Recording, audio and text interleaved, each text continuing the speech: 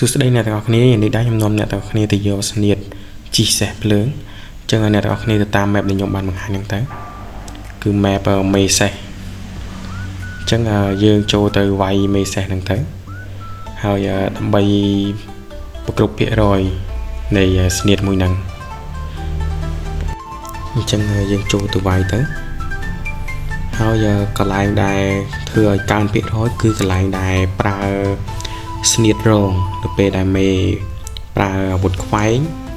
ឬក៏ហក់ចាក់ទៅទទួលបានភាគរយម្ដងគឺទទួលបាន 10% អញ្ចឹងយើងរងឲ្យបាន10ដងទៅយើងនឹងទទួលបានស្នៀតនឹង 100% ដើម្បីយកមកប្រើប្រាស់ហើយបើអ្នកទាំងអស់គ្នាអត់រងទេអ្នកទាំងអស់គ្នាអត់អាច unlock skill នឹងយកមកប្រើបានទេអញ្ចឹងដាច់ខាតអ្នកទាំងអស់គ្នាត្រូវតែរងស្នៀត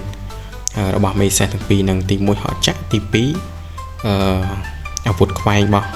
មេសេះហ្នឹងអញ្ចឹងមានតែប៉ុណ្្នឹងទេបើអ្នកទាំងអស់គ្នាត្រូវការដាក់លុយឬក៏ត្រូវការ account អីអាចតាក់ទងមកខ្ញុំបានអរគុណជម្រាបលាជួបគ្នានៅវីដេអូក្រោយ